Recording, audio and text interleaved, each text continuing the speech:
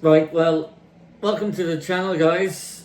What a game to start off our videos with. Liverpool have just been beaten 3-0 by Nottingham Forest at Anfield, and I don't really know where to start. I guess where we can start would be the first half. Before the game, the team came out. Couple of issues with it. Cody Gakpo, I just don't see any benefit for playing Gakpo. He had a couple of moments where he looked good, put in a few good balls, but in general just tries to do the same thing over and over and over again, and no real end product at the moment. I say at the moment because there's a time and place for him, but I do not think it is starting game in, game out. I know there's a couple of caveats to him starting. I think if Isak was fitter, we would have been able to play Isak and Ekitike, but I think the manager had it in his mind that he was going to have to take Isak off, so kept Ekitike on the bench. The rest of the team, considering we have no right backs at the moment, just kind of felt like needs must. Dominic Szoboszlai went to right back, fair enough. Curtis Jones came in as well, fair enough. They've been there, done that. They should be able to deal with Nottingham Forest at home. Now the issues. The issues are fairly straightforward and very quickly noticeable. There just does not seem to be any sort of plan or tactics or a defined way of playing for this team. I don't know if it's the manager, assistant manager, whoever's taking the coaching lessons during the week, but it just seems, give the ball to Mo. See what he can do. Mo is having a terrible time at the moment. Can barely get past the player. Can't pass the player. Just keeps hitting the defender all the time with his passing. No idea what's happened to him. Kanate.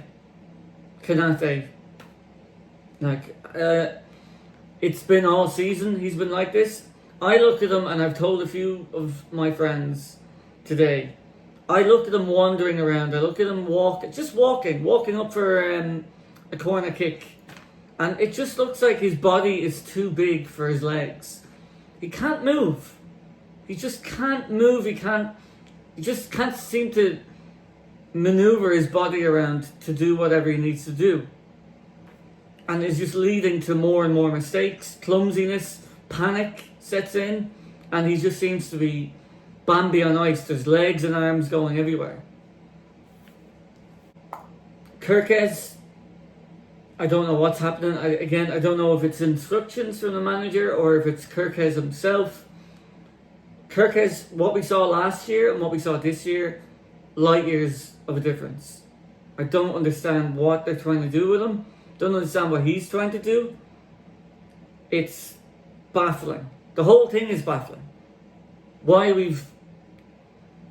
I don't know if it's we have these players now go and do something with it, or a bedding in period where there's just a bit of rough before the smooth. Like, we spent 250 million, whatever it was, over the summer, and this is what we're left with.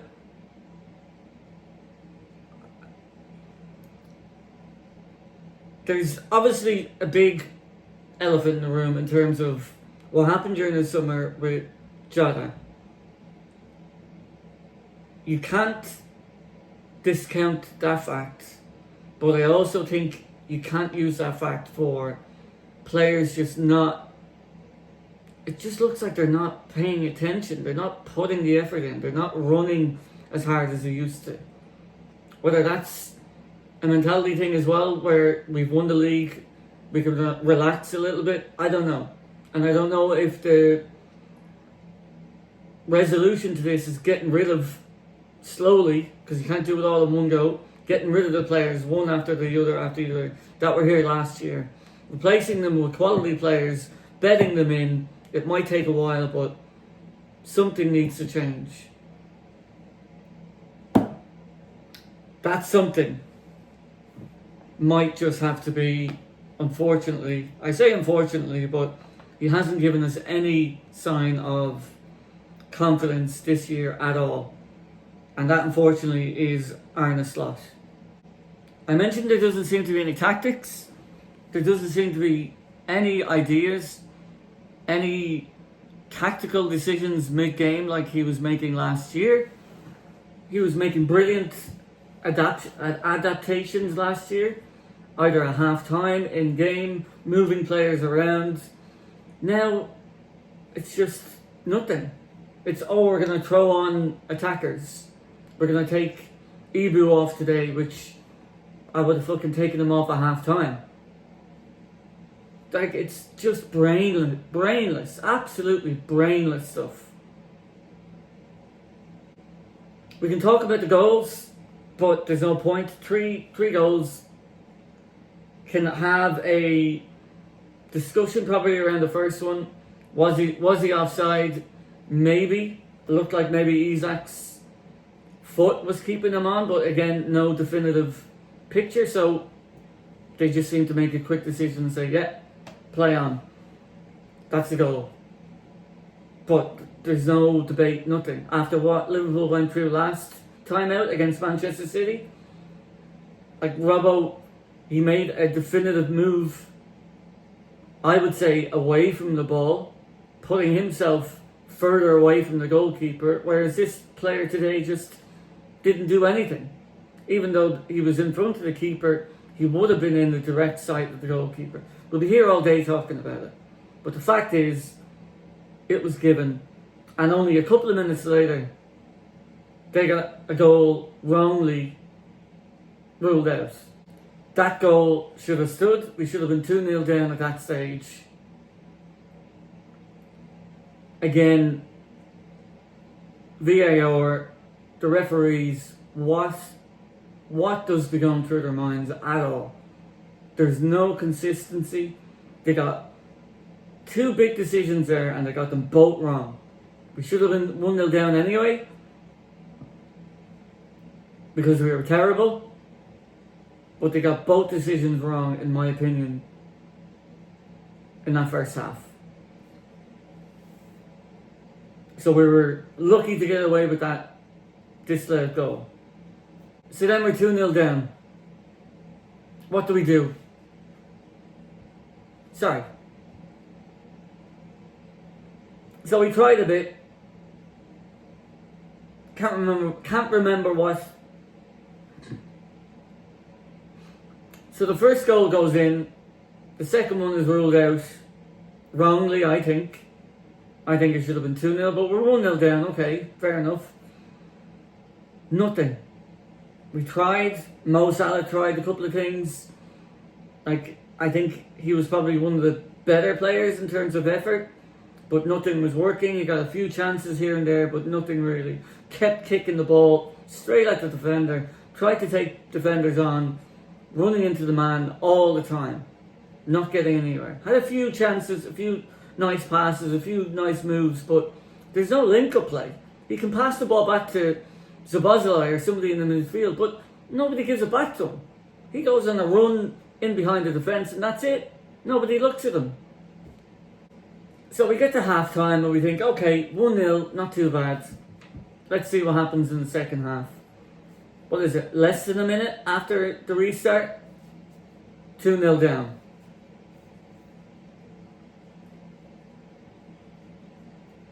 And it's just too easy. Looking at them playing around, they're doing what they do in training. Small passes here and there around players. Shit they do every single day of their lives. But they're doing it with the outside of their foot. We have McAllister, we have Gravenberch, we have, I would call, world-class calibre players. And they're just dicking around the ball. They're just dicking around those players. Outside of the pass, outside of the foot passes. And I'm going, how are they doing this? This is Nottingham Forest. This isn't Mbappe we're playing against. Which, I don't know how we did so well against Mbappe, and now we can't defend against Nottingham Forest.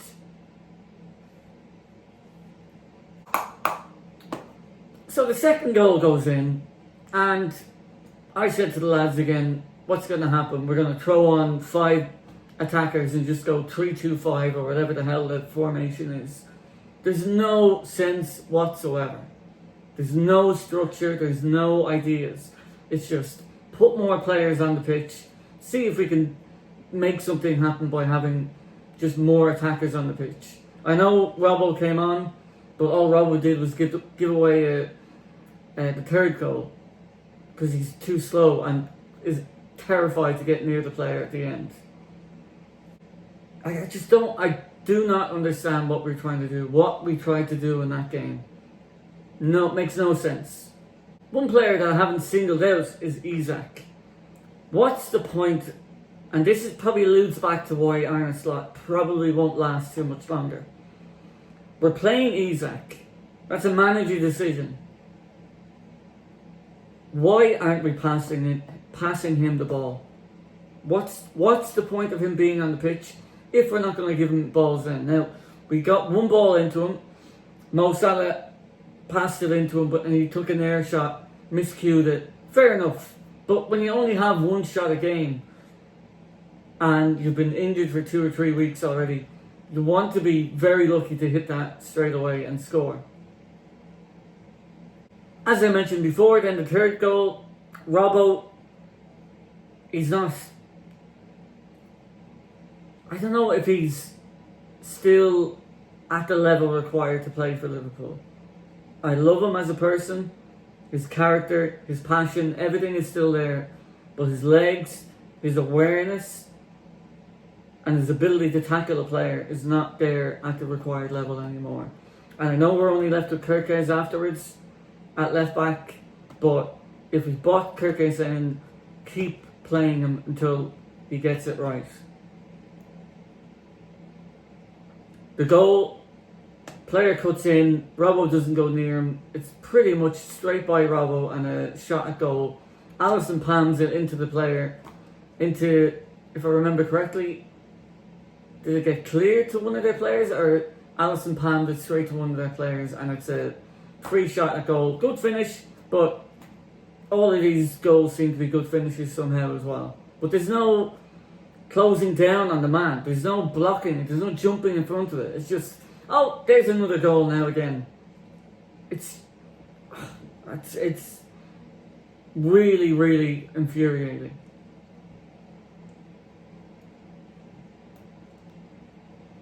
And after the third goal, like, we huffed and puffed, but we couldn't do anything. Like, Chiesa had a couple of chances. I think that's pretty much it. We dicked around with the ball, gave it to Mo a few times. He kicked it at defenders like he usually does. He loses the ball so much this season. It's a worrying trend that I've noticed over and over again. He loses the ball. He tries to just, if he's being double marked, that's fine.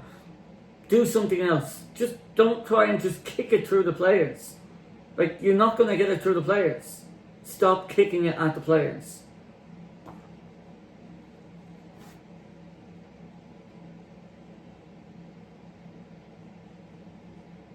So we huffed and puffed, tried a few things, nothing came off.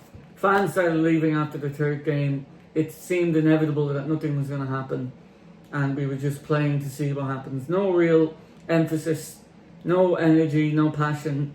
The only passion I saw was from Chiesa throwing the ball away and getting a yellow card. Like, it's a bleak situation we're in. What do we do now?